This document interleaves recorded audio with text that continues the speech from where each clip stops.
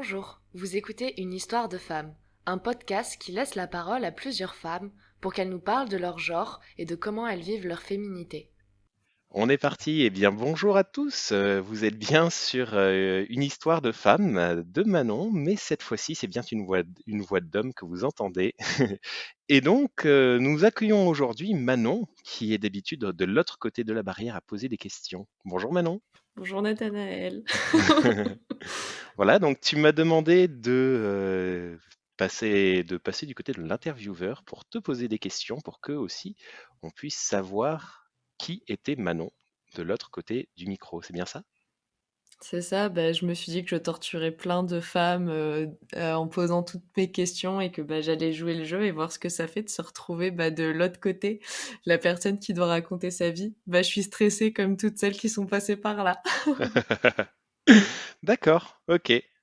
Donc stressé, bon, il y en a qui l'ont pris sereinement. Et toi, du coup, tu es plutôt stressé par rapport au fait de t'exposer un petit peu? Ah, je sais pas où cet entretien va nous mener, donc ouais, je je sais pas encore à quel point je vais réussir à me détendre et me livrer, mais je vais essayer de jouer le jeu le plus possible. C'est une discussion entre amis et t'es là juste, personne n'écoute, tout va bien. C'est ça, c'est bien pour ça que je t'ai demandé ça, hein. Ok, eh bien, Manon, qui es-tu? Tu nous parles un peu de toi? Peut-être que tu peux te présenter? Bah ouais, je vais me présenter un petit peu. Du coup, moi, c'est Manon. J'ai 24 ans, je vais bientôt avoir 25, bientôt le quart de siècle. Il y a beaucoup d'amis qui m'embêtent avec ça, parce que j'étais pas trop prête, il y a peu pour passer ce cap, des 25 ans. Mais ça va beaucoup mieux, hein. Je l'appréhende beaucoup mieux, mon cap des 25 ans. Il y a quoi derrière le cap des 25 ans? Le cap des 20 derrière le cap des 25 ans, théoriquement, il y a la vie adulte et ça me faisait très, très peur. Mais franchement, ça va mieux. D'accord. Je commence à comprendre qu'on peut être adulte sans être con et déprimé, etc. Donc, j'aborde mieux mon cap des 25 ans. Félicitations. Et sinon, à part ça, moi, j'ai fait des études en écologie et en environnement. Du coup, je suis très investie sur ces sujets-là et j'ai une vraie passion sur les animaux. Je pense qu'on aura peut-être l'occasion d'en reparler là durant notre échange parce que ça m'a causé pas mal de soucis, mon amour des animaux, surtout quand j'étais plus petite. Et sinon, je suis engagée dans pas mal de trucs aussi. Voilà, un petit peu féministe sur les bords. Je milite beaucoup pour l'égalité homme-femme. Et ce podcast, je pense, naît un petit peu de cet engagement. Donc voilà, c'est déjà bien comme présentation, non? Oui, très bien, très bien. Parfait. Et je commence donc par la sempiternelle question, mais qu'est-ce que ça veut dire pour toi être une femme? J'en sais rien. C'est bien pour ça que je la pose à d'autres femmes. Non, mais du coup, plus sérieusement, la question, je me la suis posée, enfin, je le dis dans l'intro de ce podcast, c'est inspiré du coup de The Boys Club, podcast fait par Mimi de Mademoiselle. Et du coup, elle pose cette question à des hommes. Qu'est-ce que c'est pour toi être un homme? Et donc, elle a fait plein d'épisodes où elle pose cette question. Et du coup, moi, j'ai écouté son podcast et j'écoutais ces hommes répondre à cette question. Et du coup, à chaque fois, j'étais, ah, mais en fait, ça veut dire quoi pour moi? Enfin, ça veut dire quoi être un homme? Ça veut dire quoi être une femme? Et je me suis posé la question, qu'est-ce que c'est être une femme? J'ai cherché plein de définitions. J'ai essayé, enfin voilà, comme certaines personnes l'ont dit, il y a un côté sexe, le sexe féminin, etc. Mais bon, c'est pas pour rien que j'ai invité une personne trans dans mes épisodes. C'est parce que ça s'arrête pas que au physique entre guillemets. Enfin, voilà, du coup, c'est une question que j'ai vraiment tournée dans ma tête et certaines personnes que j'ai interrogées ont donné cette réponse et c'est celle qui me correspond le mieux. Pour moi, être une femme, en fait, ça veut un peu rien dire. Je suis moi. Il y a des moments où je me sens femme, où je suis très féminine, et j'adore ça. Et j'ai une vraie fascination en plus pour la féminité. Enfin, c'est vraiment quelque chose que je trouve très beau. Mais en fait, ouais, ça n'a pas de sens au final pour moi être une femme. Je suis moi. Et c'est tout. Et c'est bien. Et je suis contente comme ça. Et j'aimerais quand même beaucoup qu'il y ait moins de différences homme-femme comme ça. Voilà. Ok. Euh, et du coup, tu étais quel genre de petite fille? Bah, j'étais pas une petite fille forcément très heureuse, je pense que enfin, je me souviens pas très bien, mais je pense que j'étais très timide et j'ai surtout été pas mal harcelée, Mmh. par rapport à ce fait que À j'aimais l'école? les animaux. Ouais, à l'école, ouais, ouais. Par contre, j'ai toujours eu la chance, d'avoir des parents, où j'étais assez proche et cetera. Mais à l'école, ça se passait pas très bien. J'en ai pas énormément de souvenirs, mais c'est vrai que j'ai quand même, enfin, le peu que je me souviens, c'est moi triste, seule et en train de pleurer. Donc c'est pas très joyeux quand même. Effectivement. Mais ouais, une enfance, pas si facile que ça à l'école. Heureusement, j'avais, enfin, du coup, je suis de Marseille et je vis, un tout petit peu excentré de Marseille, dans un endroit où, il y a un parc, en face de chez nous. C'est une résidence, où du coup, beh, il y avait pas mal d'enfants et j'ai créé pas mal d'amitiés avec les gens de la résidence et du coup, le week-end ou le mercredi après-midi, je pouvais jouer avec ces enfants et j'ai vécu plein de beaux moments, avec ces personnes-là. Mais par contre, dès que j'allais, à l'école, c'était la cata. Enfin, moi, l'image qui me vient en tête, c'est le film Amélie Poulain. Il y a une scène au tout début du film, là, où on se moque d'elle, où elle est dans la cour d'école et t'as les enfants qui lui tournent autour. Bah, moi, c'était limite ça, en fait. Enfin, voire même, ça s'est peut-être passé, ou alors c'est moi qui l'imagine, parce que ça fait il y a très longtemps. Enfin, c'était il y a très longtemps. Mais j'ai quand même cette image de la petite fille seule, assise, qui avait bah, qu'une seule. Enfin, j'avais, je pense, deux amies filles qui se sont parfois d'ailleurs retournées contre moi et qui se moquaient avec les autres. Et du coup, le sujet de moquerie, c'était ça, c'était le fait que j'aimais les animaux. Et à l'époque, déjà, entre guillemets, je respectais plus les animaux que les humains. Et du coup, c'était un gros, gros sujet de moquerie. Enfin, genre, j'avais eu un lapin quand j'étais petite. Quand mon lapin est mort, bah, j'en ai énormément pleuré. Tout le monde s'est moqué de moi en mode: «Ah, pourquoi tu pleures? Parce que ton lapin est mort». Enfin, voilà. Bah, après, je pense que j'avais une tête de victime aussi, hein. Enfin, je pense que je suis quelqu'un d'assez gentil. Du coup, bah, j'avais pas trop de répondants quand on m'emmerdait. Enfin, Mmh. j'ai un peu pâti de cette méchanceté des enfants. Et donc, pas facile pour débuter une vie sereine. Et en plus de ça, quelque chose dont moi je me souviens un petit peu, mais pas tant que ça, c'est surtout mes parents qui m'en ont parlé après, quand j'étais plus grande, c'est que bah, les maîtresses de l'époque ont été aussi assez méchantes et ont participé, je pense, à cette énergie de collective. Genre, j'écrivais très mal, j'ai une écriture de merde et du coup, ça, on me l'a tout le temps reproché et la petite remarque: «Oh, t'écris comme un garçon» et du coup, ça, je me le suis pris, mais dans la gueule. Comme un garçon. Eh bah, ouais, j'écris comme un garçon parce que c'est connu, tous les garçons écrivent mal, hein, les filles écrivent avec, des i, avec des petits cœurs, des petites marguerites et tous les garçons, c'est des gros pâtés. Bon, bah, voilà, bah, du coup, j'ai écrit comme un garçon, désolé les gars. Tu team gros pâté. Voilà, c'est ça, j'étais team gros pâté et du coup, on me l'a beaucoup, beaucoup ressorti et du coup, bah, pareil, je faisais partie de ces enfants, qui aimaient bien les jouets, qu'on dit de type garçon, genre, moi j'adorais les dinosaures et cetera. Enfin, ça restait dans le domaine quand même «animalier» entre guillemets, tu vois? Mais moi pour Noël, j'avais commandé un T-Rex, motorisé, genre, qui marchait et cetera. Genre mes parents ils s'en foutaient et cetera, mais à l'école, on s'est grave foutu de ma gueule, genre, toutes les meufs, elles étaient avec leurs poupées Barbie et cetera. Moi j'avais que mon dinosaure, motorisé, c'était trop bien. Mais du coup, ça faisait partie des sujets de moquerie. Ah bah, punaise. Heureusement pour moi, du coup, je détestais les Barbie, vraiment, c'est quelque chose que j'ai jamais aimé, mais il y a quelque chose qui m'a sauvée, c'est qu'il y a eu les Pet Shop. C'est quoi les pet shops? Les pet shops, c'est ça? Ah, les Pet Shop, ah là là, tu n'as pas connu les Non, Pet j'ai Shop? pas Ah, connu tu les trop pet vieux. shops. C'est des petites figurines, en forme d'animaux, genre tu des petits chiens, des petits chats, t'as eu des lapins, des cochons d'Inde, enfin, voilà, c'était des petites figurines mignonnes d'animaux et bah, du coup, bah, j'avais plein, plein de Pet Shop et ça a vraiment été la mode, il y a un moment, tout le monde avait enfin, toutes les petites filles, les garçons n'en avaient pas. Toutes les petites filles avaient des Pet Shop, enfin, en tout cas, moi, dans mon école, il y avait pas de garçons qui avaient des Pet Shop et du coup, c'est un peu ça Mmh. qui m'a permis de me réintégrer et la période Pet Shop a été assez facile pour moi mais sinon, enfin ouais, moi je jouais pas avec les poupées et c'est quelque chose qu'on m'a pas mal reproché à l'école. Bref, voilà, je me suis peut-être un peu étalée, mais ça va. On est là pour ça. Et du coup, tu étais soutenue par ta famille? Ouais, mes parents étaient très présents et du coup, bah, ouais, ce que je disais, c'est que, bah, les maîtresses, ont été un peu aussi méchantes, donc j'ai été critiquée sur mon écriture. J'ai jamais été quelqu'un de très délicate, enfin, voilà, genre, un peu bourrin et genre je m'en souviens plus, mais je sais que ça avait fait péter un câble à mon père.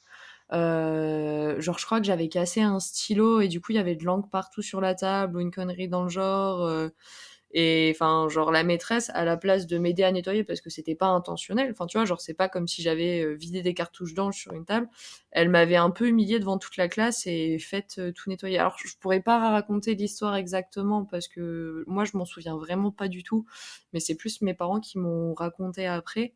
Mais du coup, ça, mon père, ça l'avait fait péter un câble. Enfin, je sais que mes parents, du coup, s'entendaient pas très bien avec les personnes de l'école parce que bah, j'étais un peu la victime et personne faisait trop rien pour me dévictimiser. Et par contre, mes parents m'ont toujours soutenue. Ils ont essayé de me conseiller tant bien que mal, mais bon, enfin, c'est dur de conseiller une gamine de bah, comment faire pour s'en sortir de ce pseudo harcèlement. Et enfin, genre, on est passé par ne réponds pas, si, enfin, laisse passer, c'est que des gamineries. Mais ouais, mais pas répondre au final, enfin, moi, ça Mmh. me touchait quand même et ça me rendait quand même triste. Et puis par des phases où, bah, essaye de répondre, trouve de la répartie, mais j'avais pas de répartie, Mmh. j'en ai toujours pas.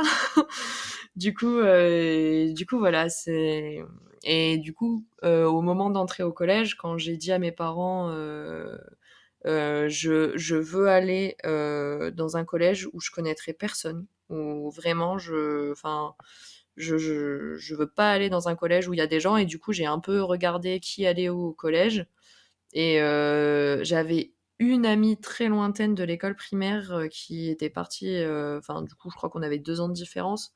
Du coup, bah, quand elle était partie, je m'étais de nouveau retrouvée dans ce truc seule, etc. Et elle, je continuais à la voir dans mes sports, dans les sports que je faisais en dehors de l'école et qui m'avait parlé de son collège. Et du coup, bah, j'avais dit à mes parents, c'est bien, là, il y a personne qui va à ce collège, je veux aller à celui-là. Et mes parents ont tout fait pour que je puisse y rentrer et que j'aille dans un collège où je connaissais personne. Et ça a été beaucoup mieux. J'ai eu un départ compliqué au collège aussi. J'aurais pu vite retomber, je pense, dans des travers bah, enfin, d'un peu harcèlement. Et d'ailleurs, au final, au collège, j'ai aussi été harcelée. Mais je me suis très vite retrouvé une bande d'amis très proches. Et du coup, c'est passé comme une lettre à la poste, entre guillemets. Genre, on pourra en parler peut-être un peu plus tard, mais moi, au collège, j'étais la petite pute qui suçait derrière les toilettes pour un Kit Kat. Voilà, Ah ouais, c'était d'accord. sympa. Non, non, mais on va pas en parler plus tard, on va en parler tout de suite. Désolée à tous si le montage n'est pas très raccord. On a eu un petit problème de connexion internet. Et donc, on reprend sur moi et mes problèmes du collège. Oui, bah du coup, je vais te reposer la question. Donc, il paraît que tu suces pour un Kit Kat. Ouais, ouais, bah, les rumeurs, hein, c'est l'imagination des enfants, c'est bien, hein. Enfin des enfants, des jeunes ados avec les hormones en ébullition là. D'accord, donc c'était une rumeur. Ah oui, oui, c'était une rumeur. Moi, je pense que j'ai taillé ma première pipe, c'était en première. Donc, tu vois, quand je me faisais insulter de salope en cinquième, je n'avais jamais vu une bite. Donc bon, je ne pouvais pas en sucer pour un Kit Kat. Mais, mais en vrai, c'est vrai que notre groupe de potes était un peu borderline, enfin, on était beaucoup dans la provoque, enfin, tu vois, genre en cinquième, on faisait des jeux de la bouteille. Ah oui. Tension! Enfin, j'exagère un peu, mais c'est vrai qu'on se la jouait un petit peu, borderline, je pense, exprès, genre un peu outsider, en gros, j'étais dans un lycée privé où l'argent primait quand même énormément. Moi, je viens d'un milieu quand même assez modeste et ça se voyait dans mon style vestimentaire et je pense qu'on a formé quand même un petit groupe de gens un peu modestes, et qui se la pètent pas avec des marques et cetera. Et du coup, il y avait enfin, tu sais, dans les séries là, américaines, tu as toujours les groupes du lycée et cetera.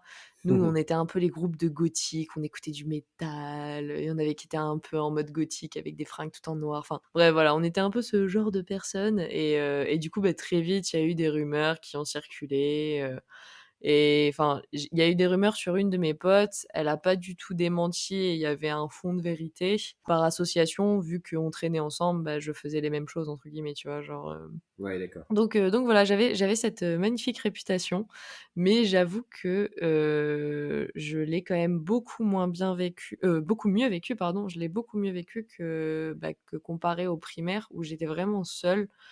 Mmh. Là, j'avais des gens, tu vois? J'avais une bande de potes et encore aujourd'hui, je suis trop fière, parce que, bah, on se voit toujours. On se voit beaucoup moins, on a beaucoup changé et cetera, mais on se voit encore et je suis très fière de voir encore, mes potes du collège et mes potes du lycée. Preuve qu'il y a, un vrai truc qui s'est créé avec eux. Super. Dans ta période punk, t'étais soutenu par tes parents ou ça a été source de conflits potentiels? Ouf, oh moi après j'ai jamais eu un style vestimentaire trop décalé non plus. Enfin, tu vois, à la limite, je D'accord. portais des mitaines noires et blanches, j'étais pas trop à l'aise avec mon corps, donc j'osais pas trop sortir non plus du cadre, enfin, voilà, non, non, mes parents, ça allait à peu près, enfin, j'ai pas été trop chiante, donc et du coup, ça a pas trop choqué mes parents. Donc non, non, ça allait à peu près. Bon, après, j'ai eu toutes les remarques basiques, quand j'ai quand même essayé de vouloir un peu mettre des jupes, en mode, bon, faut pas qu'elles soient trop courtes et cetera. Du coup, ma maman faisait attention à la longueur de mes jupes. Je les remontais bien gentiment arrivée au lycée, mais D'accord. on faisait genre devant les parents. Yes. Et au lycée, ça a été, il y a eu aussi cette période, on va dire, outcast où. Au lycée, ça allait beaucoup mieux. Les gens ont grandi, et cetera. Il y avait Mhm. moins cette notion, enfin, bah, c'est ce qu'on disait, en fait, c'était les populaires. Au collège, j'étais pas parmi les populaires, et cetera. Il y avait la petite bande là de meufs et de mecs, populaires, et j'en faisais pas partie. Au lycée, cette notion, c'est quand même vraiment, bah, enfin, elle existait quasiment plus. Ouais. On était beaucoup plus aussi. En plus, après, bah, tu sais, tu choisis tes filières et cetera, donc tu te sépares en groupes, et enfin, du coup, tu plus enfin, les liens se resserrent plus avec les gens de ta classe vu que enfin, voilà, genre ceux qui Oui. partent en ES restent avec ceux qui sont partis en ES. Enfin, bref, je sais pas, l'ambiance a quand même vraiment changé et du coup, moi, j'ai quand même vraiment super bien vécu mon lycée, j'ai eu la chance de bien m'épanouir et d'ailleurs, je disais que là, je revoyais, bah, les filles de cette période-là et je suis assez, choquée, de voir, la mauvaise image qu'elles ont toutes de l'établissement où on était. Mhm. Après je le comprends aussi, petite anecdote, pour vous raconter, des trucs qu'on pense que ça se passe que dans les films, mais non, ça se passe pas que dans les films, ça se passe dans la vraie vie aussi. Et c'est triste, c'est très triste, mais je trouve que ça montre la mentalité quand même de l'endroit où j'étais et j'ai eu quand même un peu de chance. Donc balle de promo de fin de lycée en terminale, donc normalement, ce que je disais, les gens étaient plus matures. Bon, bah, pas tant que ça. Donc une de mes amies, la fameuse amie qui se faisait insulter aussi de salope qui suçait pour un Kit Kat. Mhm. Donc ça date du collège quand même. C'était resté le Suisse pour un Kit Kat au lycée? Non, c'était pas trop resté, non, non, D'accord. c'était pas Ah trop oui, mais c'était la resté, même amie, mais pardon. oui, non, non, oui, c'était la même amie, enfin voilà, on était 2 où on nous insultait de salope, et en comme quoi on suçait pour des Kit Kat. Ben, elle, lors du bal de promo, du lycée, elle a été élue reine du bal, mais pour se foutre de sa gueule. Enfin, en gros, Oui, d'accord. toutes les petites putes populaires là et les mecs se sont fait passer le mot, pour l'élire elle et pour voter pour elle avec un autre beau gosse, mais enfin, c'était pas enfin, c'était vraiment pour se foutre de sa gueule et enfin, tout le monde a rigolé Oui, quand d'accord. quand son nom a été dit et heureusement, alors, ça va être la seule chose bien que vous allez entendre de cette personne, de tout cet épisode. À l'époque, j'étais avec un mec qui s'appelait Édouard et il s'avère que ce mec-là, il faisait pas partie de mon lycée, mais il s'est ultra bien entendu avec les populaires, du lycée enfin les ex-populaires du collège, du lycée que moi, du coup, je côtoyais quand même pas trop, trop, même s'il y avait moins cette notion de popularité, ça a jamais été trop mes potes et bah, du coup, Édouard était très pote avec eux et il est venu me prévenir, bah, qu'ils étaient en train de préparer ça et d'ailleurs, on l'a pas cru sur le moment. Enfin, on ça paraissait tellement stupide, genre, quand il est Mmh. venu me dire: «Ouais, tu devrais prévenir, ta pote, ils vont les lire, reine du bal et cetera, et c'est pour se foutre de sa gueule». J'étais: «Ah mais non, mais enfin, tu dis n'importe quoi». Et du coup, je suis quand même allée lui dire et elle était prête psychologiquement, au moment où ça s'est passé. Donc ça, c'était quand même plutôt bien. Mais voilà, ça montre une mentalité quand même très, très triste et franchement, je saurais même pas dire pourquoi pourquoi cette méchanceté parce que elle y avait rien de particulier non plus, tu vois? Elle était un peu ronde, mais enfin, pas plus que pas plus que n'importe qui, enfin moi, en plus, c'est une amie que j'ai toujours trouvée super jolie, super gentille.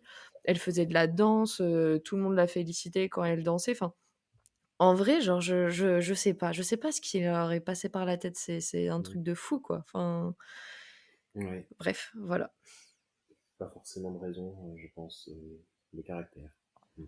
Non, ouais, pas forcément de raison, ouais. Ok. Bon, passons à un autre sujet. Quelles sont tes relations aujourd'hui avec ta famille? Tu as une sœur, c'est ça? Oui, j'ai une demi-sœur. J'ai une demi-sœur, elle s'appelle Élise. Quand j'étais petite, on était, très proches. Du coup, c'est ma demi-sœur du côté de mon papa. Vous avez combien d'années d'écart?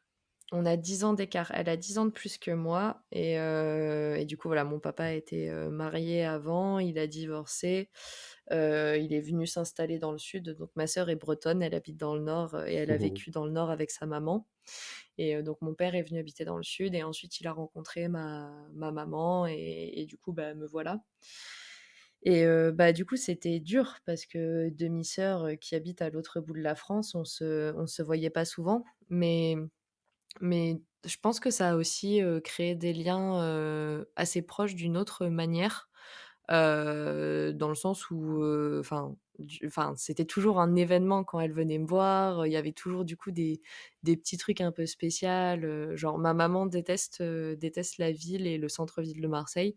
Du coup, elle m'y emmène, quand j'étais petite, elle m'y emmenait jamais et ma sœur, elle a voilà, genre, 10 ans de plus que moi donc quand elle venait me voir, elle était en mode ado, aller en centre-ville de Marseille faire les boutiques, c'était sympa et tout. Donc ma sœur m'emmenait toujours, dans le centre-ville de Marseille faire les boutiques, voilà, il y a plein de petites traditions qui sont créées avec l'éloignement et du coup vraiment, quand on était jeunes, on était super proches et il y a un énorme attachement et d'ailleurs, je le dis très rarement que c'est ma demi-sœur, c'est ma sœur quoi. Même si on n'a pas la même maman, ça reste ma sœur. Mais c'est vrai Mhm. qu'aujourd'hui, on est quand même un peu plus éloignés. Ça me rend d'ailleurs très triste. On a eu un échange il y a pas longtemps d'ailleurs, où on en a vite fait parler de ça, qu'on s'était éloignés et que ça nous rendait tristes. Mais bon, il y a quand même pas mal d'histoires de famille, en dessous. Heu, L'histoire de famille? bah, moi du coup, j'ai grandi avec mon père. Ouais. Elle non. Enfin voilà, elle était en Bretagne avec sa mère. Moi, j'ai eu la chance de grandir avec notre père, donc il y a une inégalité qui s'est créée mine de rien et je pense qu'elle m'en veut pas à moi mais forcément, il y a quand même une tristesse et j'ai une proximité avec notre père que, ben, elle a pas, forcément du fait que, ben, notre père, je le vois tous les jours. Elle le voyait beaucoup moins souvent. En plus, mon père, il bosse énormément donc entre guillemets, il a pas forcément toujours beaucoup de temps. Enfin bref, voilà, je pense que ça n'a pas facilité les choses et surtout, ce qui nous a beaucoup éloignés, c'est les moments de vie. On a quand même 10 ans d'écart, c'est énorme, enfin c'est énorme, c'est beaucoup. Mmh. Aujourd'hui, elle a 3 enfants, elle est mariée. Comment dire que moi, je pense plus à boire de l'alcool que parler de couches. Donc Oui, pas les mêmes préoccupations.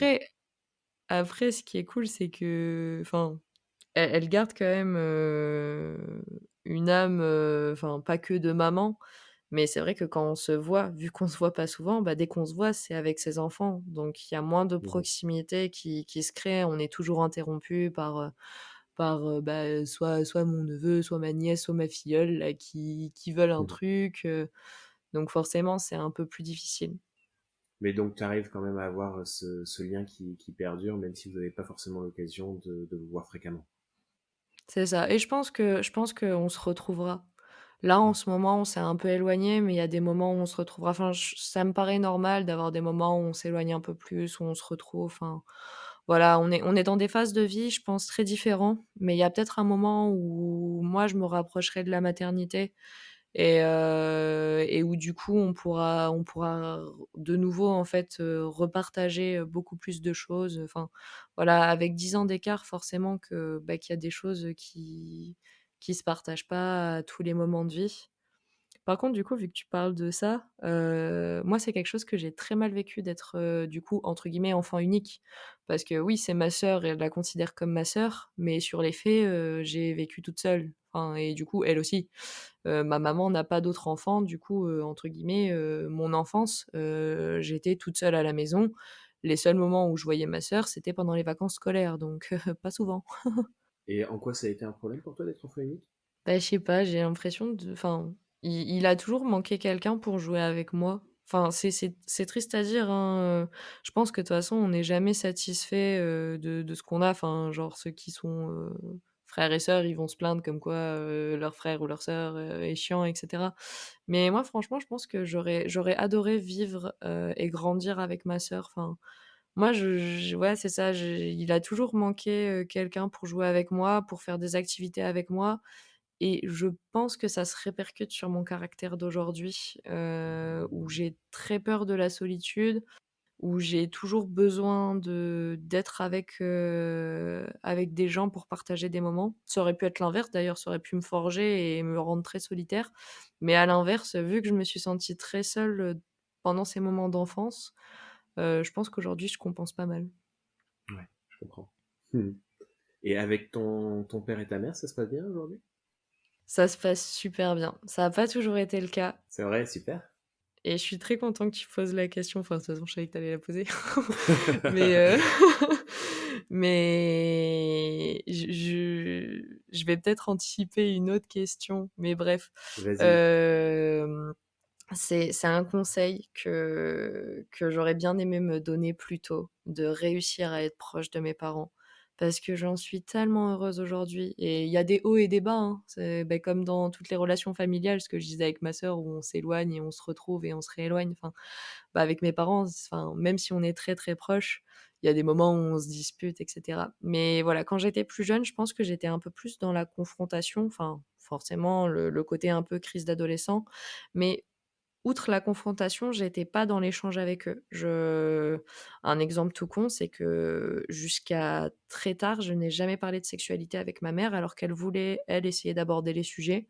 Moi, j'ai toujours été trop gênée, de parler de sexualité avec ma maman. Enfin, dès que j'allais pas bien, j'en parlais pas à mes parents, j'intériorisais, je leur cachais plein de choses, de peur de les inquiéter en fait, de pas les intéresser. Enfin, je sais pas, voilà, quand j'étais au collège, lycée, je leur cachais beaucoup de choses en mode, «Il faut que tu montres que tu es, une petite fille heureuse», ça vient peut-être du fait d'ailleurs que vu que quand j'étais au primaire, je pleurais tout le temps et cetera, je me suis dit: «Faut que tu montres, que maintenant tout va bien, que ça va mieux, qu'on t'embête plus», enfin voilà.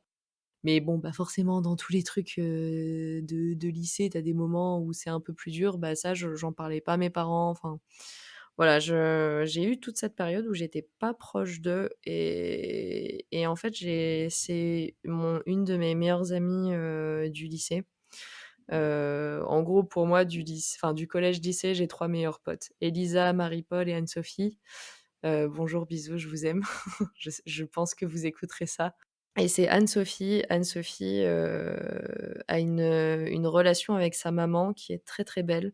Sa maman, c'est pas que sa maman, c'est aussi son amie, et ça, du coup, quand j'allais chez Anso, quand j'étais au collège, lycée et que je voyais cette relation avec, avec sa mère, j'étais: «Ah waouh!» enfin, c'est c'est tellement beau, enfin, elle a tellement de chance d'avoir une maman comme ça et en fait, j'ai réfléchi, pas longtemps, fin lycée et début de prépa, parce que du coup, j'ai fait une prépa.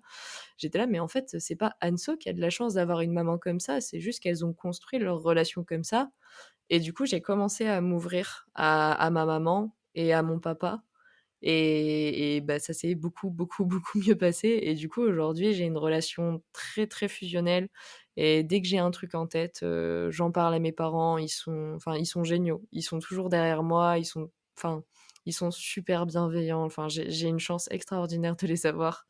Je vais pleurer.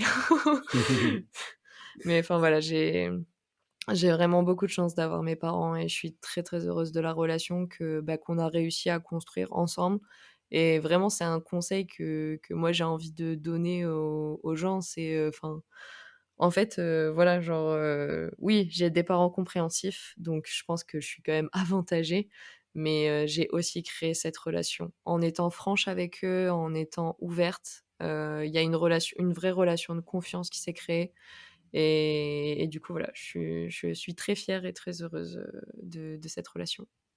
Mais ça a pas toujours été rose. Tu veux développer? Ouais, allez, je développe. Ça fait partie des moments un peu difficiles et des mentalités. Donc je ne suis pas hétérosexuelle. On pourra développer cette notion plus tard aussi si tu veux, la recherche de ma sexualité et de mon orientation sexuelle. Mais le truc qui est sûr, c'est que je n'aime pas que les mecs. Voilà, je sais pas ce que je suis, mais je n'aime pas que les mecs et du coup, la première fois que j'ai eu une petite copine, ça a été très, très compliqué avec mes parents et ça a pas été très bien accueilli. Ma mère a eu des paroles assez dures. Mon père est mon père a beaucoup plus de tact que ma maman, donc ça a été moins violent que ma maman, mais ça a quand même pas été super bien reçu et mine de rien, j'ai pas envie de les culpabiliser, mais ils font partie un peu de l'échec de cette première relation que j'ai eue avec une fille et je pense que ça a pas facilité ma recherche d'orientation sexuelle. Quelque chose qui est bien, c'est que ma maman s'est énormément, mais énormément excusée de sa réaction. Ça a mis du temps, mais elle s'est excusée et enfin, ça me va droit au cœur, ses excuses, parce que je sais que c'est sincère et je pense que pas tous les parents se sont excusés pour le mal qu'ils ont fait à leurs enfants. Mmh. Donc j'ai la chance d'avoir une mère qui a reconnu, «reconnu» entre guillemets, sa réaction, un peu violente. Mais voilà, c'est des choses qui étaient vraiment pas écrites dans les mœurs, enfin et je sais que même encore aujourd'hui, ma mère, elle a quand même du mal à comprendre le fait qu'on puisse avoir une relation sexuelle avec une femme, enfin voilà, ça reste quand même, un peu flou dans son esprit, mais elle l'accepte beaucoup plus. C'est super en tout cas d'avoir ce type de relation avec ses parents et je pense que beaucoup de personnes doivent s'envier. Ouais, félicitations pour avoir construit ça, vraiment. Merci, merci. Ouais. Et niveau de tes amis, les relations autour de toi, t'as plus des amis garçons ou filles? Bon, je pense que c'est un peu kiff-kiff en Ouais. vrai, ouais, ça a un peu varié selon les périodes, mais j'ai toujours eu quand même, un équilibre, un peu moite-moite, enfin, du coup, quand j'étais au primaire, c'était que filles. Ouais. Vraiment, les garçons, c'était les méchants qui m'embêtaient Mhm. et j'ai eu très, très peu d'amis garçons, quoique, du coup, j'ai fait de l'équitation. Mhm. À l'équitation, j'avais un très bon ami garçon, mais ça s'est vite transformé, tu sais, en amoureux, Ah oui. d'ailleurs, j'avais retrouvé, enfin moi je suis quelqu'un qui garde tout. Je suis très, très matérielle, et du coup j'avais retrouvé une lettre qu'il m'avait écrit, tellement C'était à quel kitsch âge en ça? mode, je sais pas, c'était petit, on devait Primaire? avoir, 5-6 ans. Oui, d'accord. Mhm. Mais du coup, voilà, genre la lettre en mode, «Plus tard, on sera ensemble, on aura un labrador, et notre vie sera trop bien». D'accord. Et t'avais eu quoi comme réaction? De quoi? À Enfin, à l'époque? la lettre, ouais, à l'époque, tu te rappelles, non? Ah non, je me rappelle pas du tout. Moi, j'ai retrouvé ça dans mes papiers. Enfin, moi, je garde tout, genre, et du coup, j'adore les lettres. Vraiment, c'est quelque chose que j'adore. D'ailleurs, pour, mon anniversaire, c'était pour mes 19 ans. Je sais plus si tu y avais participé, je crois que oui. Mon ex avait organisé, que les gens m'écrivent des lettres et du coup, j'avais eu 19 lettres, de tous mes amis et bah, ils sont c'est encore chez moi ça, c'est dans une boîte bleue, avec plein d'autres papiers, enfin tout ce genre de trucs, je le garde. Pareil mes agendas, j'ai gardé tous mes agendas du collège-lycée, enfin quasi tous. Il y en a que j'ai jetés quand même, mais dans les agendas, on s'écrivait des mots, avec les copains et les copines. Là, j'ai plein de dessins, de mots d'amour, de enfin bref, tout ça j'ai gardé. Et t'as tout gardé, d'accord. Et je le relis, je le garde et ça prend pas juste la poussière, ça m'arrive de le relire. Enfin, franchement, il y a plein de fois où quand j'essaye de faire des tris dans mes papiers, bah, ça me prend des milliards d'années parce que je relis tout. Et ça me fait sourire et ça me rend heureuse. Ouais, bah oui, t'as raison, c'est un excellent moyen. Ça va avec la photo, ça? Oui, bah, oui, ça va avec la photo. Je prends des photos de tout, là ça énerve les gens, mais je suis H24 à prendre des photos et du coup, je prends des milliards de photos, mais elles servent parce que ces milliards de photos, je les regarde vraiment enfin super souvent, genre, enfin je suis très heureuse de voir, les bons moments de la vie que j'ai eus. T'as quoi d'autre comme passion? Oh là là. L'équitation? La photo?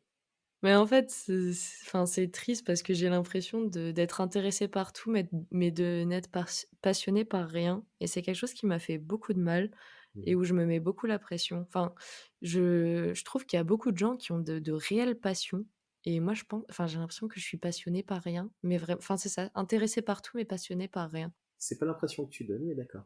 Ah ouais? Bah, moi, c'est l'impression que j'ai de moi-même, hein. C'est triste, hein. Mais enfin, je vais te donner des exemples. Mais après ça c'est une problématique constante dans ma vie, c'est la recherche de la perfection. Je cherche beaucoup la perfection. Du coup, si je suis pas parfaite, dans ce que j'aime, bah, je suis pas passionnée, tu vois? Ouais. Je pense que la vraie seule passion que j'ai, c'est les animaux. Vraiment, ça, c'est le truc qui est constant et enfin, Oui, qui qui me était là porte, qui me dès le fascine. primaire et qui est toujours là. Ouais. Voilà, c'est ça. Et du coup, l'équitation en fait un peu partie parce que c'est un sport que tu partages avec, bah, avec un cheval, en fait. Oui. Et c'est ça qui me plaît dans l'équitation, c'est ce moment que tu partages avec l'animal, enfin, voilà, moi, c'est vraiment ça que j'aime dans l'équitation. J'aime autant le moment où tu prépares, le cheval et tu es en train de le brosser et cetera, de t'occuper de lui, que le moment où tu es dessus en train de galoper et de faire des exercices, quoi. Ok, super. Mais bon, s'il faut développer ce que j'aime, du coup, bah, voilà, j'ai les animaux, j'ai la photo qui surtout la macro photo et du coup, bah, ça reste entre guillemets «un peu lié aux animaux», hein, parce que enfin, à la nature en général. Parce que du coup, c'est la macro photo qui me plaît beaucoup.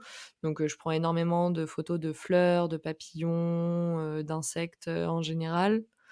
J'ai aussi une énorme appétence pour le cinéma et pour l'art, en fait, en général, hein, si on peut dire comme ça. Et Mhm. là, je remercie mon lycée, mon collège-lycée, qui était un truc très élitiste, mais qui était un truc aussi vraiment tourné vers l'art et la culture.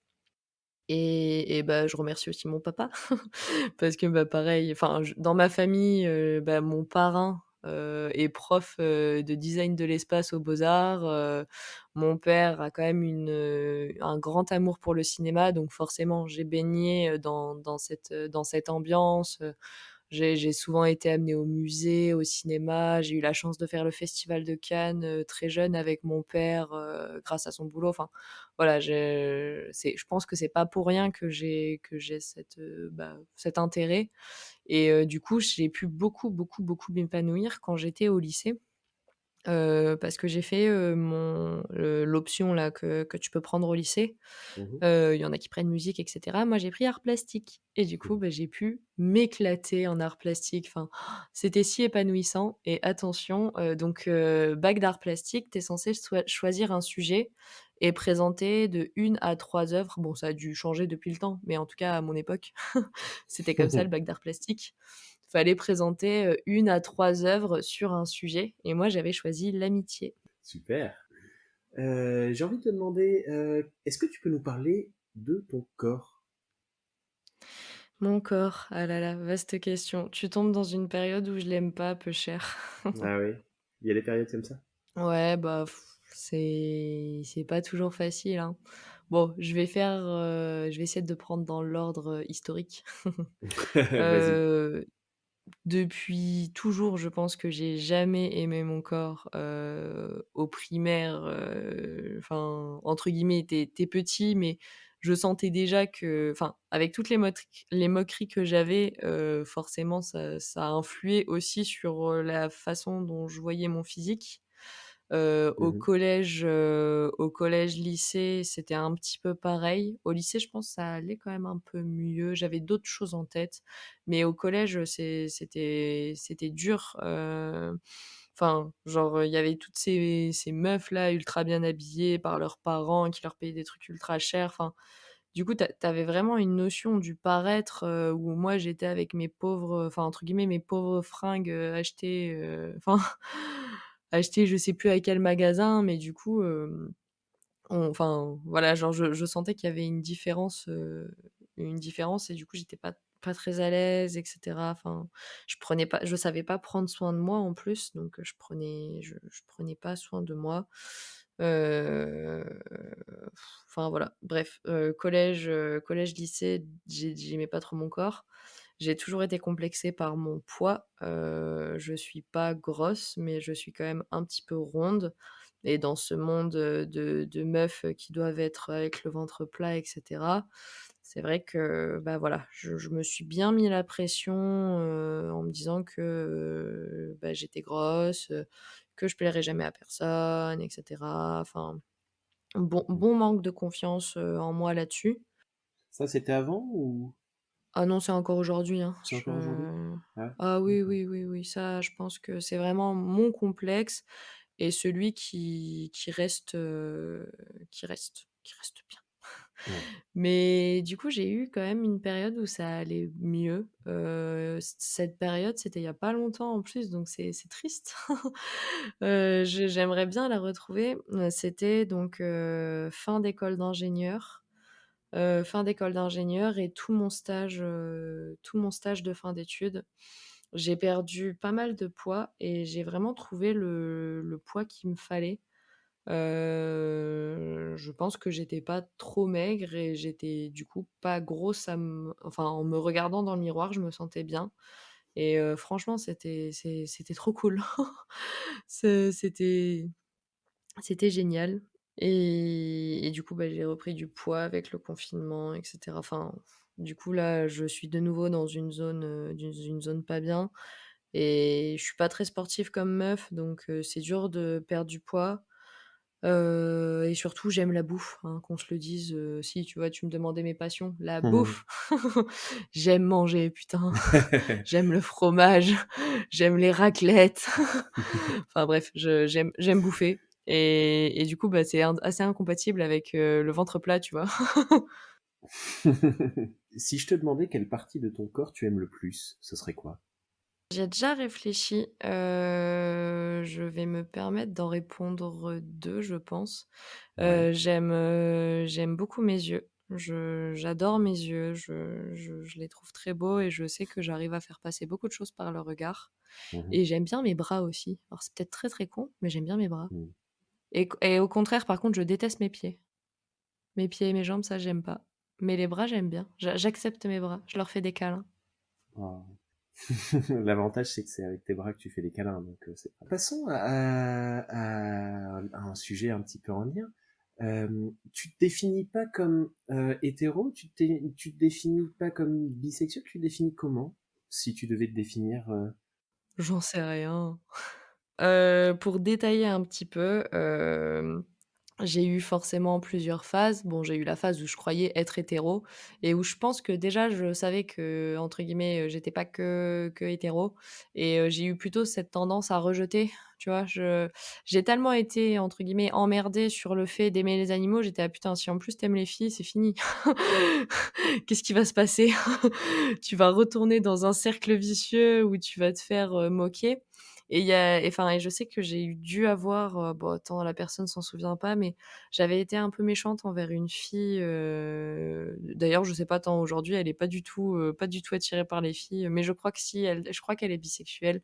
Enfin bref, en tout cas, il y avait cette fille, tout le monde se moquait d'elle un peu en disant, «Ah de toute façon, c'est sûr elle aime les filles». Enfin bref et j'avais participé un peu à ça aussi. Aujourd'hui, je m'en veux un peu, mais c'était pour enfin c'est con, hein, mais c'était quand même pour me protéger moi-même en me disant: «Bah, si tu te moques d'elle, au moins, tu te protèges et on se moquera pas de toi et on pourra pas t'accuser, de ça en retour». C'était vers quelle période ça?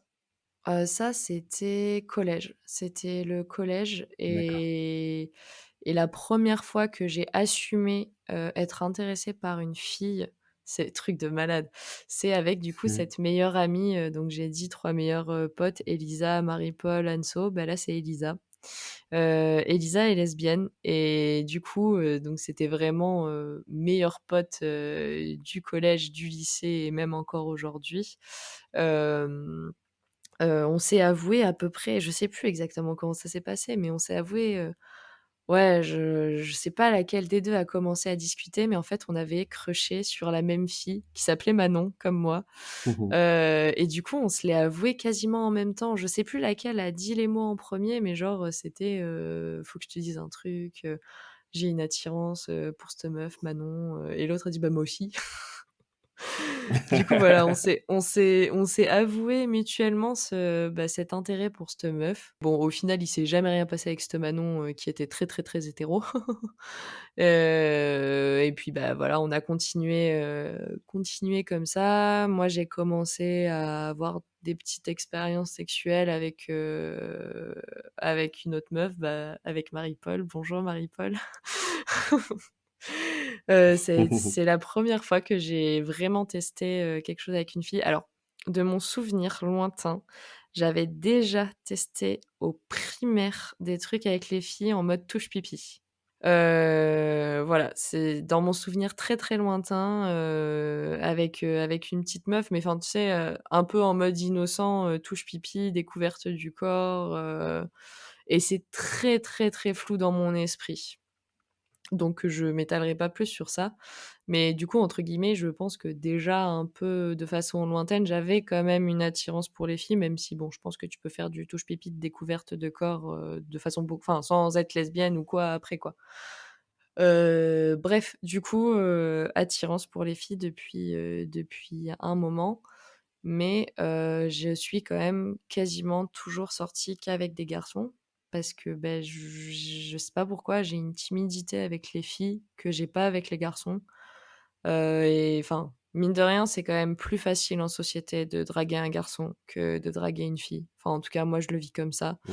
Et je sais qu'on en a de temps en temps parlé avec Elisa. Je sais que, bah, elle aussi, souvent, ça lui arrive quand même de se dire que: «Putain, c'est chiant d'être lesbienne», parce que, bah, enfin, elle se fait beaucoup plus draguer par des mecs que ce qu'elle se fait draguer par des meufs, forcément. Mmh.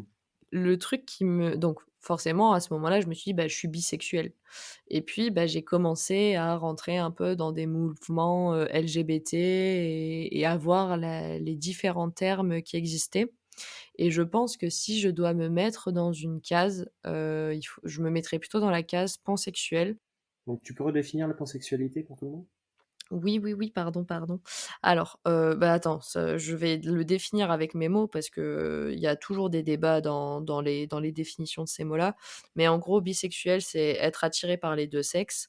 Pansexuel, c'est, être attiré, bah, juste par la personne indépendamment de son sexe, de son genre. Donc entre guillemets, tu n'as aucun problème à sortir avec une personne trans, ou autre, entre guillemets. Enfin voilà, genre, tu t'attaches pas à ça.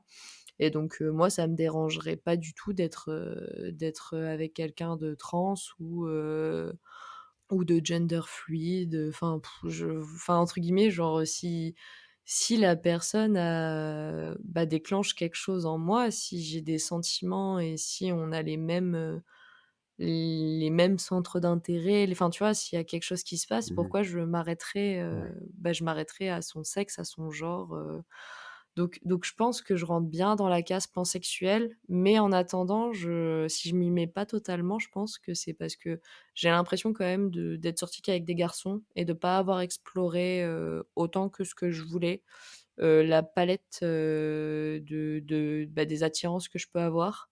Donc voilà, aujourd'hui, j'ai quand même eu plus de relations, hétérosexuelles que de relations autres. Donc juste, j'ai un peu arrêté de me définir. Si on veut me mettre dans une case, je réponds pansexuel. Sinon, juste, j'ai ma sexualité, j'ai mes histoires d'amour et c'est bien. C'est très bien, effectivement. T'as senti, t'en as un peu parlé, une pression sociale du coup, ce qui te poussait vers, bah, tu nous as dit plutôt par tes parents aussi, mais qui poussait plus vers l'hétérosexualité qu'autre chose? Ouais, je suis quand même souvent très attentive au regard des autres, donc je pense que la pression, je me la fous toute seule aussi, hein. Enfin, D'accord. entre guillemets, j'ai toujours peur, en allant draguer une fille, de me faire rejeter violemment, et ça fait jamais plaisir de se prendre un «non», mais bon, en même temps, enfin, «c'est Mhm. la vie» entre guillemets. Mais c'est vrai que, mine de rien, c'est quand même beaucoup plus facile d'aller draguer un mec. Enfin, je me suis rarement pris des stops de la part de mecs, alors que du coup, les peu de fois où je me suis aventurée à draguer les meufs, ça s'est beaucoup moins bien passé. D'accord, ok. Je sais pas si tu veux nous en parler. Comment s'est construite ta sexualité? Ah ça, c'est un beau bordel aussi. Mhm. C'est compliqué. Ça va mieux. Je pense que j'ai vraiment réussi à m'épanouir. J'ai vraiment réussi à m'épanouir, c'est mieux en Oui. français. Mais je sais pas, j'ai toujours eu un problème avec la sexualité et quelque chose qui est très dur, c'est que je pense que je me suis donné une image exprès pour pas montrer ça et du coup, les gens tombent un peu des nues quand je leur dis qu'au final, moi, sexuellement, c'est compliqué parce que enfin, je passe vraiment pour la fille, ultra à l'aise, où tout se passe bien, enfin, genre, trop bien dans sa sexualité, qui fait des trucs de ouf, et cetera. Alors que non, non, non, pas du tout. C'est juste une image, les gars et en plus, enfin, j'ai pas l'impression d'en surjouer non plus, quoi. Mais il y a quand même, les gens ont quand même, je pense, une image de moi comme ça et donc c'est assez dur, quand je me retrouve en couple. Les gens, du coup, ils se retrouvent face à la vraie moi, à poil et du coup, c'est pas la moi en société qui fanfaronne beaucoup plus facilement. Mais en fait, c'est ce que je disais pendant très longtemps. Moi, j'ai pas voulu parler de sexualité avec ma maman parce que ça me faisait honte. T'en parlais à d'autres de ta sexualité? Beaucoup avec les amis et du coup D'accord. avec, cette bande de potes, Anne-Sophie, Marie-Paul, un peu avec Elisa aussi forcément, on a beaucoup parlé de sexualité. Marie-Paul a eu une sexualité très jeune donc entre guillemets, ça a été un peu la l'enseignante et la professeure, enfin voilà quand j'avais des questions et tout, je savais que je pouvais en parler à Marie-Paul. C'était vers quel âge l'éveil de la sexualité? Marie-Paul, je pense que c'était vers 13-14, et du coup, j'ai dit les premières Pour relations toi? sexuelles que j'ai eues, moi, c'était plutôt avec les femmes, donc avec Marie-Paul. Si je dis pas de bêtises, c'était vers 15 ans et avec les hommes, mes premiers pas dans la sexualité, c'était pas longtemps après, c'était vers 16 ans et je crois que ma première fois, je l'ai fait à 17 ans. D'accord. Ok. Voilà, Mhm. je sais plus ce que je disais. Oui, pardon, je t'ai interrompu. Tu disais donc que t'as Marie-Paul qui a joué le rôle aussi de professeur par rapport à ta sexualité. Yes, je parlais de mes blocages sexuels à la base, c'est vrai. Ouais. Du coup, voilà, j'ai jamais réussi trop à analyser pourquoi j'avais autant de problèmes avec la sexualité, mais j'ai quand même vraiment un blocage. J'ai du mal à prendre du plaisir, j'ai du mal à à à me laisser aller quand même un peu dans un sens et j'ai surtout toujours ce problème de perfection. On en revient, Mmh. comme avec mes passions, vu que je veux tout faire, bien, je veux avoir la première étoile et cetera, enfin, Mmh. je veux être «la meilleure» entre guillemets, enfin, bah, avec le sexe, c'est un peu ça aussi, genre j'ai tellement peur d'être nulle et de pas tout faire parfaitement que, bah, du coup, je fais rien. Comme ça, au moins, et c'est enfin, du coup, je mettais la faute là sur mes parents, sur ma première relation, avec une fille. Bah, du coup, c'est un peu faux. Ma première relation avec une fille, elle s'est aussi très mal passée à cause de moi.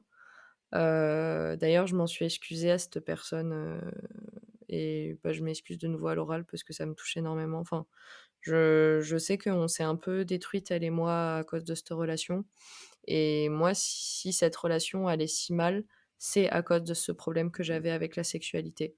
J'ai eu beaucoup de mal à avoir une sexualité avec un homme et du coup, ça a été encore plus dur pour moi d'avoir une sexualité avec une femme. Surtout que c'est con à dire, hein, mais j'avais moins de pression avec un homme et c'était plus facile parce que enfin, c'est tellement plus répandu, genre, c'est tellement plus facile de trouver des conseils, sur la sexualité avec les hommes et cetera que j'avais pu, entre guillemets, «me documenter» et je savais à peu près, comment m'y prendre pour réussir à faire, entre guillemets, «parfaitement». Alors qu'avec les femmes, pas du tout et du coup, on va aborder un autre sujet, c'est que moi, je ne me masturbe pas.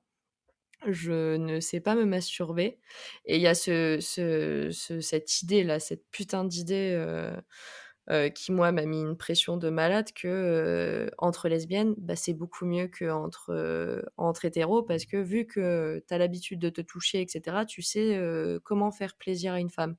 Mais du coup, moi, je sais pas comment faire plaisir à une femme vu que je sais pas me faire plaisir à moi-même et du coup, j'avais vraiment enfin, franchement, je me suis mis une pression de ouf sur la sexualité avec les femmes. Enfin, genre, j'étais là: «Putain, elle va se rendre» enfin, genre, si tu couches avec une meuf, elle va se rendre compte à quel point tu es nulle. Tu arrives même pas à te faire jouir et genre, qu'est-ce que tu veux faire jouir quelqu'un d'autre, de féminin? Enfin, bref, genre, voilà, pression de malade, comme une grande fille et vraiment, les relations sexuelles avec les filles, j'ai encore un peu de mal aujourd'hui, ça va beaucoup mieux. J'ai rencontré les bonnes personnes qui m'ont accompagnée, mais je sais que j'ai pas exploré tout ce que je voulais explorer et encore aujourd'hui, je ne me touche pas et j'ai un blocage là-dessus. Enfin, genre, il y a un côté où ça m'intéresse pas. Enfin, genre, quand je suis seule chez moi, j'ai autre chose à faire que me toucher et me faire jouir.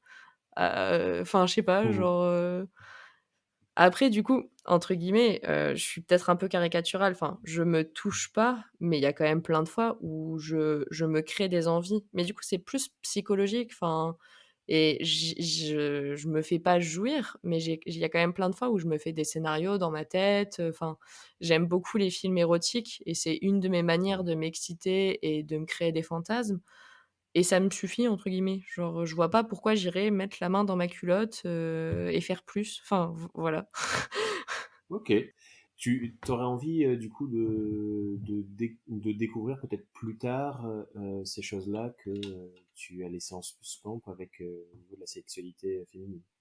Autant j'ai pas trop envie de découvrir la masturbation et je le vois plus comme un devoir, autant oui, par contre, la sexualité avec les femmes, je suis en couple. On en a souvent discuté avec mon copain.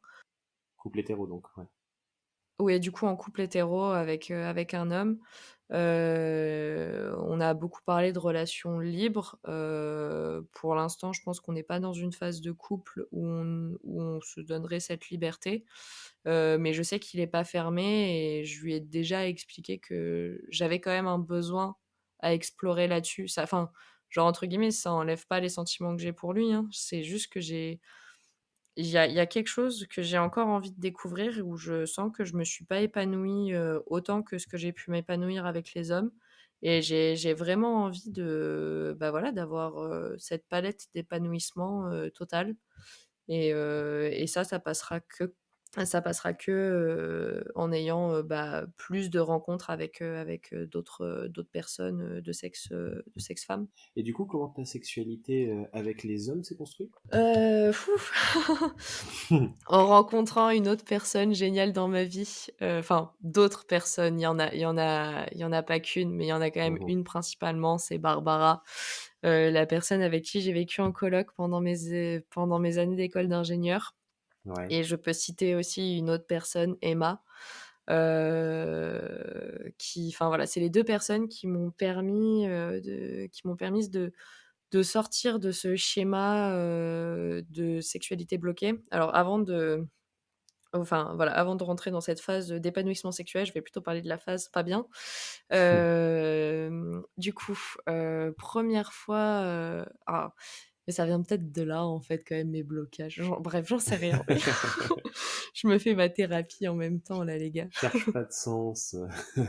Donc mon premier vrai copain avec qui j'ai commencé à faire des trucs, il s'appelait Théo. J'en étais folle amoureuse, même un peu trop folle et au final, aujourd'hui, quand je regarde, c'était pas vraiment de l'amour. Enfin, c'était les premiers émois sexuels, enfin, amoureux sexuels de lycée.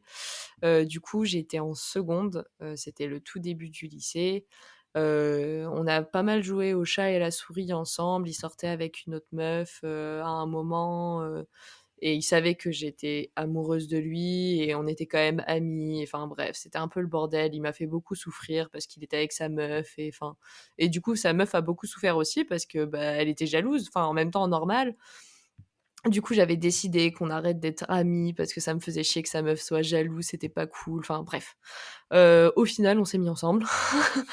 Ça commençait déjà mal Oui. et du coup, c'est avec, cette personne que j'ai fait mes premiers pas dans la sexualité, 1re branlette, 1re fois que quelqu'un d'autre me touchait, de mon côté, 1re pipe et du coup, moi, j'aurais adoré 1re fois et là, c'est ma faute, hein. Enfin, aujourd'hui, je m'en rends compte. À l'époque, du coup, je m'en rendais pas compte et ça m'a un peu détruite. Il y a ce cliché comme quoi, bah, les hommes, ils sont toujours prêts à faire leur 1re fois, hein. C'est que les jeunes filles, qui sont, tu sais, délicates et cetera, et elles, il faut que ça soit le bon moment pour la 1re fois. Mais en fait, non, ça non, non, il faut pour tout le monde que ce soit le bon moment et ça arrive chez les hommes aussi. Il y a des hommes qui sont pas prêts à faire leur 1re fois Mhm. et ça, j'avoue que j'ai eu du mal à le comprendre parce que, enfin, moi, dans mon entourage, c'était tellement ça en mode: «Oh attention, ma petite fille délicate, la 1re fois, tu vas voir, c'est un moment, faut que tu le choisisses, gna gna gna, et tu fais attention, hein, tous les mecs, ils vont vouloir coucher avec toi, dès le début et cetera. Ils ont que ça en tête». Enfin, on m'a tellement rabâché ça que enfin, entre guillemets, pour moi, c'était sûr qu'il avait envie de coucher avec moi. Genre, on n'en a jamais parlé parce que je pense que enfin, Mhm. j'étais trop jeune pour réussir à amorcer un dialogue là-dessus. On était un peu timides quand même tous les 2 et hem et du coup, genre, il y a plein de fois où on a été seuls chez lui. Genre, c'était une fois pour la Saint-Valentin, je crois, j'étais persuadée qu'on allait coucher ensemble et il m'a mis un gros stop, quoi. Enfin et du coup, on n'a pas parlé. Enfin, tu vois, genre, il aurait pu me mettre un stop et me dire, «Je suis pas prêt pour ma 1re fois». Enfin, ça aurait pu bien se passer. Il y aurait pu avoir un dialogue. Mais la timidité et la jeunesse, je pense, ça fait qu'on s'est pas parlé et moi, du coup, j'ai eu l'impression de mal faire. J'étais: «Ah putain, merde, j'ai pas bien fait, qu'est-ce que» enfin, tu vois, genre, Ouais. Le problème venait de toi pour toi. c'est ça, le problème venait de moi et aujourd'hui, je pense, je lui en ai jamais reparlé, on ne se voit plus, on ne se connaît plus, mais en vrai, je serais curieuse un jour de le recroiser en soirée, de lui poser la question. Mhm. Enfin, ça me fait vraiment plaisir d'échanger avec lui pour savoir si aujourd'hui j'analyse bien les choses ou si pas du tout en fait, tant je me plante. Mais enfin voilà, je pense quand même que j'ai été trop violente et ce qui me fait dire ça, c'est qu'il m'a quittée en me disant que je pensais trop au sexe. Alors que vraiment, tu poses la question à mes partenaires sexuels aujourd'hui, je pense qu'ils aimeraient que je pense un peu plus au sexe. D'accord. Mmh. Du coup, voilà, 1er pas dans la sexualité un petit p avec, les hommes un petit peu compliqué. OK. Suite à ça, du coup, j'ai eu, une autre relation Est-ce avec, oui? Excuse-moi, est-ce que tes attentes par rapport au sexe, étaient basées du coup sur ce que te disaient les gens autour de toi, c'est ça? Oh oui, moi je m'attendais, enfin pour moi, c'était, bite, dans vagin et faut Mmh. qu'il éjacule et faut que toi tu jouisses, hein, D'accord. et le mieux c'est de le faire en même temps. T'avais déjà vu des pornos ou des choses comme ça? Ouais, j'avais un petit peu regardé des pornos. D'ailleurs, je m'étais fait choper par mes parents, «Videz votre historique, videz votre historique». D'accord. Ouais, j'avais déjà regardé des pornos, j'avais un sentiment un peu partagé, genre, c'était un peu excitant, mais c'était plus excitant parce qu'il y avait le côté interdit de regarder du porno. Au final, j'ai jamais trouvé de porno qui me correspondait. Encore aujourd'hui, je cherche, Mmh. mais je pense que les films érotiques, me correspondent plus, en fait, là-dessus. D'accord. Enfin, je pense que je suis quand même beaucoup dans l'intellect, donc la suggestion me suffit très bien. J'ai pas besoin d'images qui en montrent trop. Enfin, si on reprend la photographie même, tu vois? Moi, des photos où c'est suggéré, ça m'émoustille beaucoup plus qu'une photo, brute, où Mmh, on voit un totalement d'accord. sexe, où on Mmh. voit des gros boobs, enfin, tu vois? Ouais. Juste une silhouette de femme, juste un corps d'homme, qui se cache un peu. Enfin, voilà, la Ouais, la suggestion marche suggestion à beaucoup proprement mieux. parler marche mieux. Mmh. Du coup, OK. voilà, oui, j'ai vu des pornos, mais je pense pas que ça ait influencé, Tes ma vision de la attentes, sexualité. à ce moment-là. Mmh. Un petit peu dans le côté, bite dans Bite dans vagin, vagin, ouais. quand même. Voilà, ça, je Mmh. pense, enfin, on voit un peu que ça quand même dans les pornos, ou alors les meufs, qui font, des grosses pipes. Donc j'avais quand même un petit peu ça en tête, mais D'accord. c'est quand même plus sur le discours des gens autour. Ouais. OK. Des amis, principalement, j'imagine? Je pense qu'à cette époque, personne s'était construit et enfin, il y avait pas encore tous ces médias. Enfin, je trouve que quand même là, la jeunesse a pas mal de chance, enfin, tu vois, je pense au journal Mademoiselle. Moi, je Mmh. connaissais pas à l'époque. Enfin, si j'avais grandi avec Mademoiselle, j'aurais été tellement heureuse. Enfin, ce journal, bah et du coup, ça fait partie des choses qui m'ont construite plus tard. Genre, voilà, c'est grâce un peu aussi à ce journal que ça va mieux et que j'ai construit ma sexualité saine aujourd'hui. Mais du coup, bah, j'avais pas ça à l'époque. Enfin, c'était quand même entre guillemets «un peu le début d'internet». Enfin, quand tu cherchais des conseils sur internet, tu pas autant de bienveillance qu'on peut le trouver facilement aujourd'hui. Enfin, on était quand même un petit peu, dans ce monde où, bah, les femmes, elles sont là, pour, qu'il y ait la bite dedans, que le mec, il éjacule et c'est bon, quoi.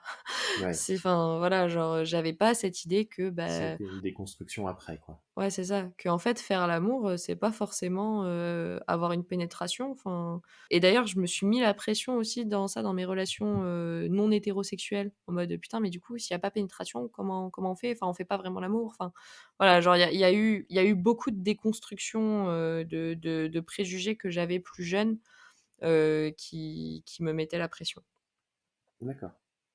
Et Mmh. du coup, si je reprends là où j'en étais, c'était sur ma deuxième expérience, avec un homme. Du coup, c'était l'homme avec qui j'ai fait ma première fois, Clément. J'en ai un super bon souvenir. En vrai, je suis très heureuse, que ça a été ma première fois et je suis désolée pour lui parce qu'il a pâti, de cette autre relation avec Théo où, je pense que quand même ça m'a beaucoup, ébranlée d'être rejetée, sur la sexualité et du Mmh. coup, comme je le disais, je me le suis reproché. Pour moi, c'était ma faute. S'il m'avait rejetée, c'était pas enfin, ça c'était parce que j'avais fait quelque chose de mal et du coup, avec Clément, j'étais incapable de mettre mes mains en dessous de son caleçon.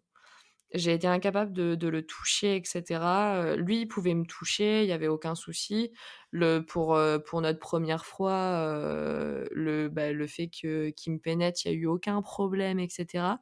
Par contre, moi, je pouvais pas le toucher. Je pouvais pas le branler et cetera. J'étais incapable de le toucher. Après un petit temps, je crois que j'ai quand même réussi à lui faire des pipes, mais je suis même pas sûre en vrai, hein. Je D'accord. je crois vraiment que j'avais un blocage en dessous de la ceinture, c'est-à-dire que lui, il pouvait vraiment faire ce qu'il voulait et c'était bien, mais moi, j'étais incapable de faire quelque chose et du coup, c'est ma troisième relation qui m'a débloquée. 3e relation avec un homme, qui était une relation très, très, très, très, très, très, très, très, très toxique. Putain, je me dis: «Ça fait plus d'1 heure que je parle et on en est à peine là». Je suis désolée. Si tu me trouves chiante, tu dis, mais pour l'instant, je pense que je raconte des trucs pas trop déconnants quand même. Moi, je te trouve passionnante, donc j'ai pas du tout envie de Non, t'arrêter, hein. Donc, ça voilà. va. Bah, du coup, je reprends sur ma relation toxique. Ça peut être, Vas-y. ça, je peux en parler pendant 1 heure. On va essayer de faire moins, mais ça, je peux en parler pendant 1 heure. Au final, j'ai parlé pendant plus d'1 heure. Pour rendre l'écoute de cet épisode plus facile, je l'ai divisé en 2. Déjà, merci à toi d'avoir écouté jusque-là. Et si jamais tu veux connaître la suite de mon histoire, eh ben on se retrouve dans la partie 2. À très vite.